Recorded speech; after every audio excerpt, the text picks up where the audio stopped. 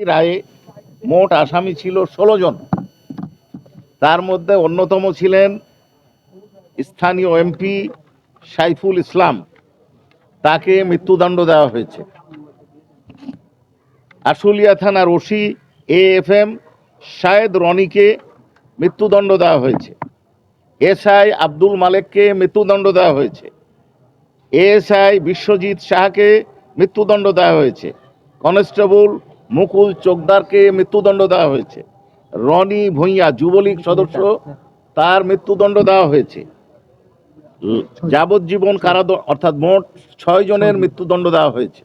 যাবজ্জীবন কারাদণ্ড দেওয়া হয়েছে 7 জনকে। তারা হলেন DIG Syed Nurul Islam, SP Asaduzzaman Ripon, additional SP Abdullahil Kafi, additional SP Shahidul Islam, inspector তদন্ত Masudur Rahman, inspector operation Nirmal Kumar Das, inspector DB Arafat Hossain Arju. 7 বছরের কারাদণ্ড দেওয়া হয়েছে SI আরাফাত উদ্দিন এবং ASI কামরুল ইসলাম, অর্থাৎ 2 জনকে। এবং অপর আসামি SI আফজালুল হক, তিনি ট্রু এবং ফুল ডিসক্লোজার করে অনারেবল ট্রাইব্যুনাল যে শর্ত দিয়েছিলেন যে পূর্ণাঙ্গ সত্য প্রকাশ করবেন ঘটনার, সেইটা প্রকাশ করায় তাকে মুক্তি দেওয়া হয়েছে। আপনার কাছে আমার প্রশ্ন, সেটা হলো যে 7 দিন পর জাতীয় সংসদ নির্বাচন, আমরা একটা ত্রিকোণমিতি সমীকরণের সামনে দাঁড়িয়ে আছি। অনেক যুদ্ধাহত এই আহত নিহতদের পরিবার অনেকে আশঙ্কা করছেন যে যেহেতু 7 দিন পর নির্বাচন, নতুন সরকার আসতে পারে, যে সরকারই আসুক, তার কেউ আশঙ্কা করছেন যে এই বিচারটা চলবে কিনা, এরকম একটা শঙ্কা তাদের মধ্যে আছে।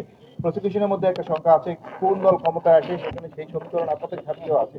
সার্বিক বিবেচনায় এই যে আপনারা গত 1 মাসে 12টা চার্জশিট পেলেন, সার্বিক বিবেচনায় এই বিচারটা আসলে কি নির্বাচিত সরকার আসলে কন্টিনিউ হবে, নাকি এটা শঙ্কার যে জায়গাটা সেটা কি আশঙ্কা করছেন আপনারা?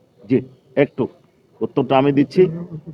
আমরা প্রসিকিউটরগণ এই ব্যাপারে চিন্তিত নই, বিভ্রান্ত নই, এবং আমরা মনে করি না যে প্রসিকিউশন সরকার পরিবর্তনের কারণে বা প্রসিকিউশনের কোনো সদস্য পরিবর্তন হলে বা না হলে বিচার প্রক্রিয়া স্তিমিত হয়ে যাবে বা থেমে যাবে বা ধীরগতি হবে, এটা আমরা মনে করি না।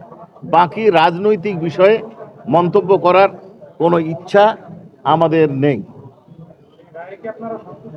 আমি বলেছি এই রায়ের ব্যাপারে আমরা যেটা হয়েছে আপনাদের সামনে তুলে ধরেছি এবং এটা আমরা পর্যালোচনার পর সিদ্ধান্ত নেব।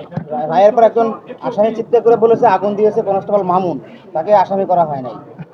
আগে তো বলেন, তারপরে আপনার কাছে নির্বাচিত সরকার আসলে বিচারটা এগিয়ে নিবে, এটা আপনাদের প্রত্যাশা? আমরা বিশ্বাস করি। আসামির বিষয়ে কি বলবেন? না, এইটা আমরা বারবার আপনাদেরকে বলেছি যে অ্যাপ্রুভার করার কোনো এখতিয়ার বা প্রস্তাব দেওয়ার সুযোগ প্রসিকিউশনের নাই। এটা আসামি দেয়, অনারেবল ট্রাইব্যুনাল একমত হলে এটা গ্রহণ করেন।